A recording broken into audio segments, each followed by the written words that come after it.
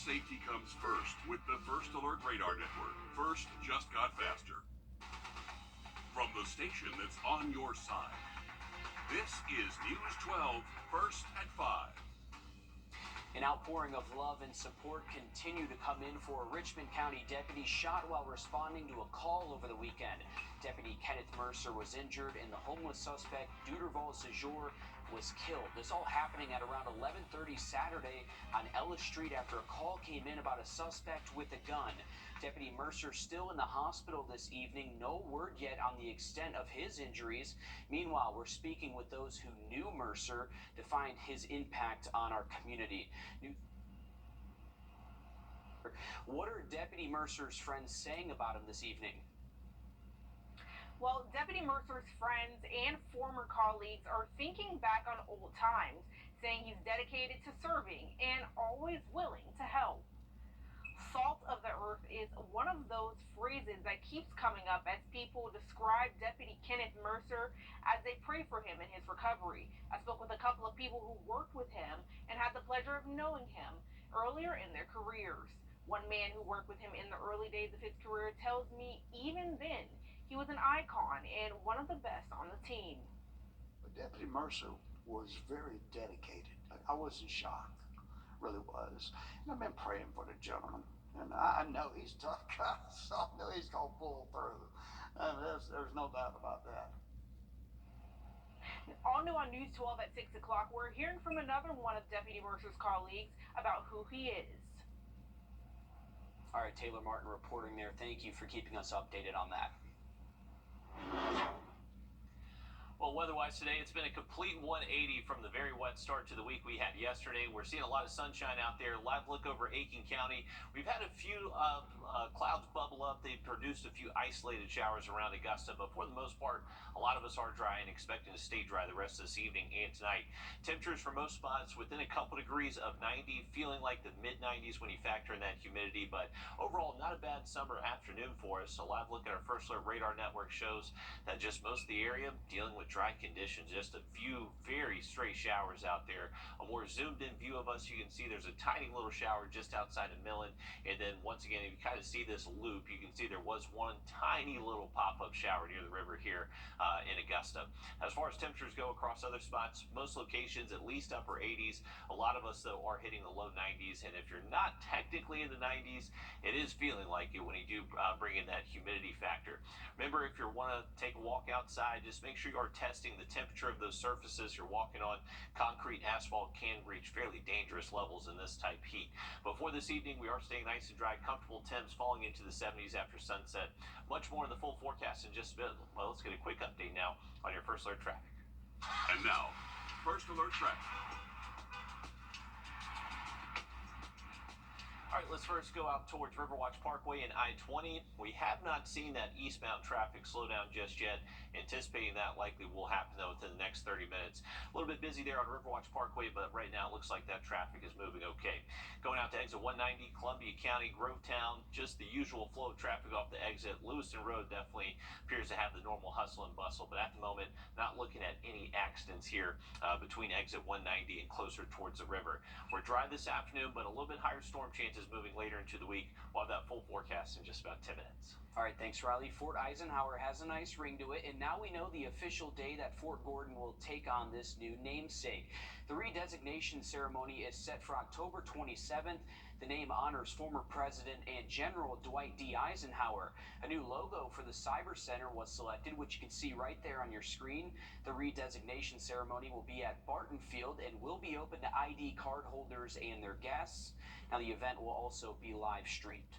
A Georgia grand jury handling potential indictments against former President Donald Trump, they are now sworn in. It took 3 hours to choose the Atlanta area panel. Trump is accused of trying to overturn the 2020 presidential election results in Georgia.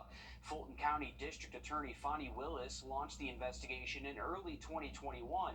The new grand jury will decide whether Trump or other Republican allies should be indicted.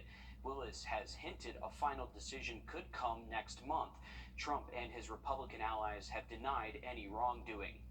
South Carolina's Department of Natural Resources has released its data on boating accidents for the first 6 months of the year this week.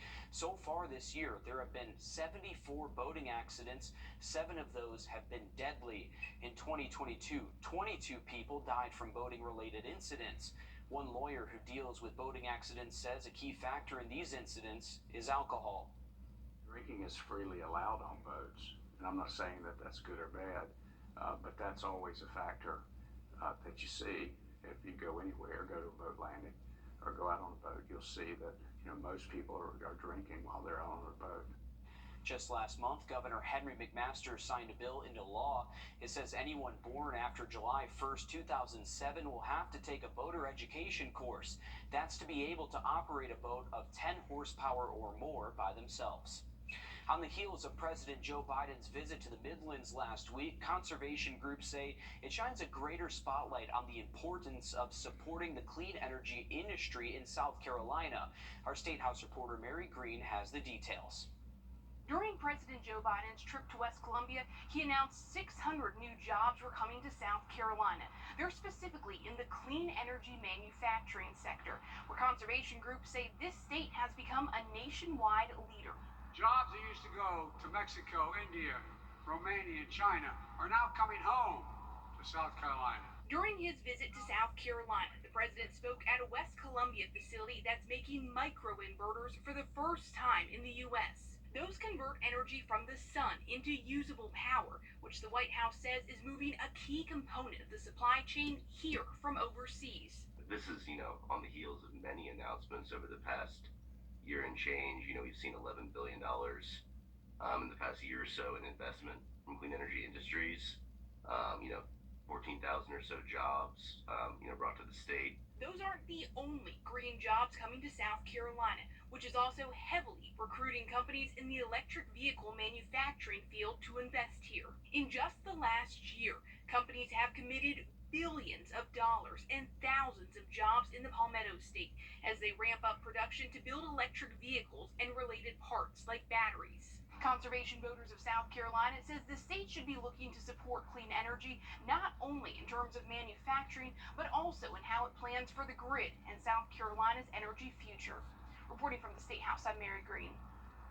Thanks, Mary. Last month, Governor Henry McMaster issued an executive order to form the new Power SC working group. It'll develop plans to ensure South Carolina has the energy capacity to meet the needs of its economic development and population growth.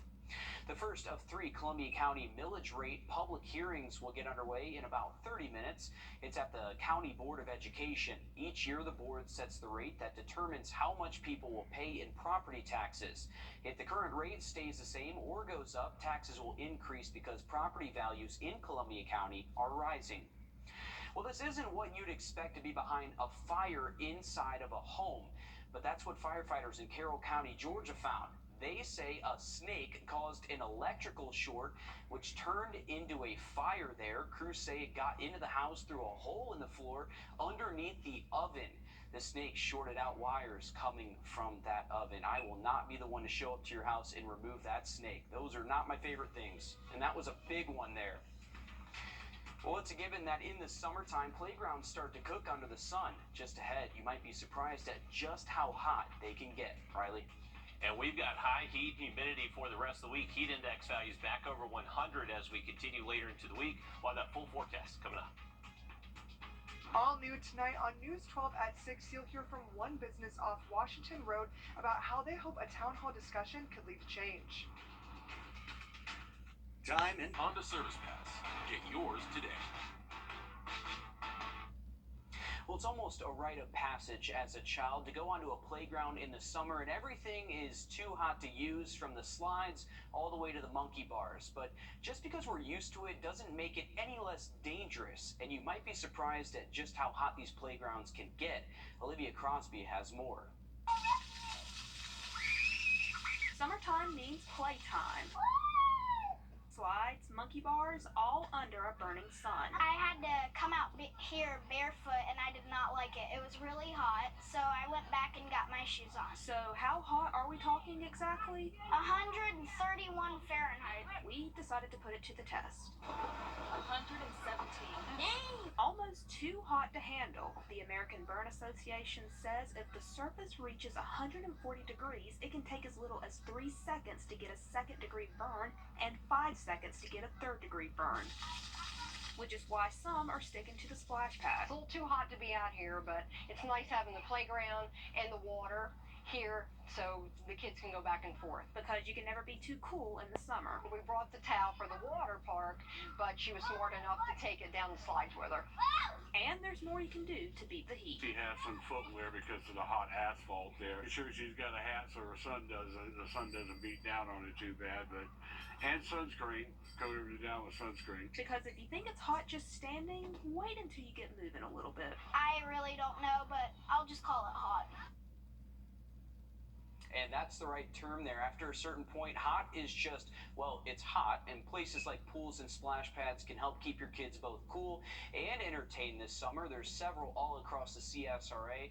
This includes the Summerfield Splash Pads in North Augusta, the Evans Library Playground Splash Pad, and the Aiken Spray Ground in Citizens Park, and the Evans Town Park Splash Pad, which also has a dog park nearby. We'll check in with First Alert Chief Meteorologist Riley Hale. Riley, great weather for the splash pad? That's a question for you, not for me. I don't do that. Man, it's going to be hot, Will. I would definitely say pay attention to what Sydney was just telling us, that a lot of those surfaces can get to those dangerous temps. We're expecting those high temps to get back into the mid-90s starting tomorrow, lasting through the weekend. Whenever those temperatures do start to hit the 90s, that's when you're talking surface temperatures on asphalt, concrete over 120 degrees, and potentially even as high as 140 at times. So if you're playing on the playground, walking the dogs, just make sure you're doing that 7-second rule with the back of your hand to test the temperature of those surfaces. Currently speaking, not too bad afternoon for us. Definitely not as much rain as what we saw yesterday. We're currently at 90 degrees, feeling like 95. Still a little bit humid out there, but we actually did get all the way down to the mid-60s this morning at Bushfield, so a comfortable start to the day. We are expecting dry weather here around town for the rest of this evening, so whether you're firing up the grill, maybe heading out to a sports practice, anything like that, our temps should stay pretty steady in the 80s as we do head towards sunset. Here's a look at our First Alert radar network. Not much rain out there this afternoon. We've had a few little tiny showers bubble up. I know any soldiers out at Fort Gordon, you likely saw a quick little downpour just a couple of hours ago, but for the most part, we are expecting dry and mostly clear skies this evening. So actually a pretty awesome opportunity to check out a good flyover of the International Space Station. This starts at 9:43 p.m. It's going to last 7 minutes, so a good long flyover for us, and that max height up to 71 degrees will be visible to pretty much everyone. So if you want to check that out just before 9:45 later this evening. Here's our low temps tonight. A few lucky spots may be able to work their way back down into the upper 60s. I would imagine most spots within a degree or two of 70 by daybreak tomorrow. Tomorrow afternoon, we're expecting mid-90s for us here in Augusta. If you're going up towards the lake, those locations north of the interstate likely will stay closer to the 90-degree mark, but still pretty hot stuff. Not much rain in our forecast again tomorrow, but kind of similar to today, to where just cannot rule out maybe 1 or 2 pop-up showers. Here's our feel-like temperature. So the heat index, this is factoring in not only the temperature, but also humidity. Tomorrow afternoon, those feel-like temperatures likely will be close to 100 at times. Watch what happens as we head to Thursday. So more moisture builds into the region by Thursday afternoon. That'll soar those feel-like temperatures possibly as high as 103 in a few locations, and that will stick around all the way through the weekend. Potentially even get worse for us. We're expecting that heat index to be up to and over 105 Saturday and Sunday afternoon. There will be a little bit better opportunity for some rain relief, though, as we head into the weekend. Now, with the heat, humidity, this is a thriving environment for mosquitoes. So our mosquito meter is going to be in the extreme range for Wednesday, Thursday, and Friday. So if you're trying to enjoy the evening outlook for tonight, since we are dry, just make sure you have that citronella or bug protection out there when you're firing up the grill. Our rain chances late into the week, it's really Friday, Saturday, Sunday. Sunday we have a little bit better opportunity for some hit and miss storms, but just not expecting necessarily washout conditions over the next couple of days. Here's tomorrow morning, waking up with mostly clear skies, temperatures in the 70s, possibly upper 60s in the cool spots. Tomorrow afternoon, mostly dry again, but there you go, maybe a stray shower for a few spots late into the day on Wednesday. Thursday morning, most likely staying in the 70s around sunrise Thursday. Later into the afternoon, widely scattered showers and thunderstorms. And remember, those feel-like temperatures up to around 100 to 105 starting Thursday afternoon. Full look at the 7-day forecast. We're going to be locked into that summer pattern Thursday all the way through Sunday. Slightly higher rain chances early next week, but at the moment, not a huge severe weather threat over the next few days. All right, thanks for that, Riley. Live at 5. All right, thanks for that, Riley. Live at 5, you're taking a live look from West Palm Beach, Florida, in the ocean, courtesy of EarthCam. It probably feels a lot better in the water there than here, but the ocean itself is experiencing a marine heat wave off Florida and the Caribbean. In order to thrive, coral needs temps in the mid-80s, but sea surface temps have hit 95 degrees already, and we're not even at peak season there. I think earlier we saw a manatee go by, so that wildlife there thriving, but it is hot for them as well. Well, a South Carolina police officer fighting for his life against a rare lung infection. We'll have more on his story coming up after the break. First of all, it's amazing. A police officer in Conway, South Carolina, fighting for his life against a rare lung infection. Ashley Listrom shows us how he came to this diagnosis and what's next for him.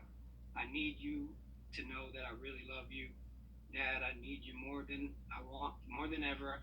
I want my dad back home with me. Officer Dodd thought he had a cold. It was a dry cough. I kept testing myself for COVID at home, and I'm like, man, maybe I have COVID. But his children leader found him on the floor, unable to move. After undergoing several tests with no answers, Dodd's condition continued to get worse. Then Dodd had an allergic reaction to multiple antibiotics. I started blotching up, and I said to her, hey, nurse, I'm coming back. Looks like my rash is coming back after you put that in, and I'm not feeling that good. Officer Dodd went into anaphylactic shock. The cause of his sickness, an unidentified microorganism infecting his lungs, tunneling through his chest cavity. Conway Police Department awarded Dodd Officer of the Year in 2022. Dodd has a team of over 20 doctors trying to understand his sickness at NUSC. He now has a whole community encouraging and donating to him. When Dodd looks online, he says it's overwhelming. And there's so many names that I have no idea who they are. It's heartwarming. To being laid down in this hospital bed where some days I can't even get up, and to look at something like that, I literally, I don't cry much, but I've been in some tears lately with how awesome people are. And a GoFundMe set up for Dodd has already brought in hundreds of donations totaling just over $37,000. An Atlanta native representing the state of Georgia and the U.S. for the 2023 Wimbledon Championships in London. Chris Eubanks has now made it to the quarterfinals after an upset win over the number 5 seed yesterday. He says this whole week has been a whirlwind. I feel like I'm living a dream right now. This has been absolutely insane. When you paint all of the context, I've tried so much to block everything out and just focus on the next match, as cliche as it sounds, but hearing you rattle off all of that stuff, man, it's surreal. It's unbelievable. I can't believe this. Eubanks is also a 2-time NCAA All-American at Georgia Tech. To Pooler, Georgia now, where a restaurant is seeing a bit more business after making an appearance on the Food Network. Chazi Toes is a Latin cuisine staple of the area, and in February, you got a visit from none other than Guy Fieri from Diners, Drive-Ins, and Dives. The episode aired Friday, where Fieri tried the Sloppy Jose and the Mofo burger. Since the episode aired, things have been a bit busier than usual. Love it. Controlled chaos. Not so much with Charlotte come out, but in Jacksonville. It's been crazy. I have all kind of people driving. I guess a lot of people hit road trips and they follow him, so they map it out. Well, if you ever find yourself wanting to trace Guy Fieri's footsteps, Pooler is about 2 hours south of Augusta, just outside of Savannah, Georgia. We were told that that burger, I may have said it wrong. I don't know. I thought I nailed it. I think you did a great job, Will, and it looks I really appreciate good. that. And Pooler is just right off I-95 before you get to Savannah, so pretty close if you're heading towards the coast. Great pool weather the next couple of afternoons. Hot, humid. There is going to be a better opportunity for storms, though, Thursday and Friday. Now look at the forecast just after the break. But first, let's get to our latest winner for our Plunkett Heating and Air Sunshade giveaway. Congratulations to Buddy English from Johnson, South Carolina. To get your own sunshade, just go to wrdw.com, click on contests, and we're enter those. And you can enter your email right there. Now look at the forecast for you just after a quick break. Canty can fix your specialist for your free estimate. Canty can fix it.